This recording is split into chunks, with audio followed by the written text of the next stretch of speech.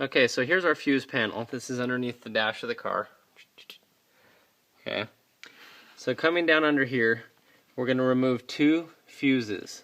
We're going to remove number 5.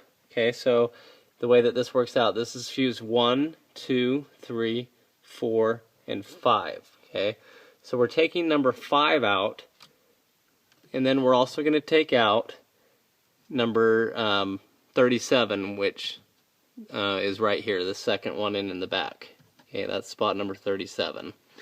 Sorry if this isn't focused very well. And so here's what we're doing. So the first one we took out was fuse number 5.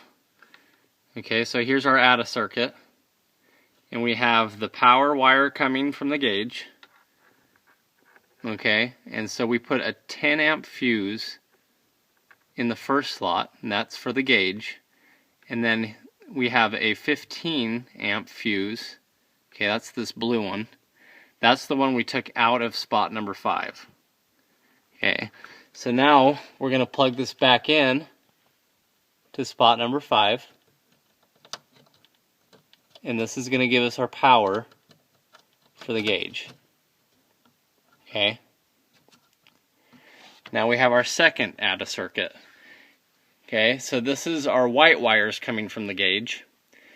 And the reason why this is on its own circuit is so that it will turn on only when the headlights are turned on. Okay, so this has a dimmer switch and everything. Okay, so we're going to come to spot number 37, okay, which is the second one in. Okay, and that's where we're going to put it. So as you see, the main wire on the bottom comes down. There's our 5 amp fuse for the gauge. And then the 5 amp fuse above that is the original fuse. Okay, so this comes in right here into spot number 37. Okay, so that's where these 2 ATA circuits are coming from.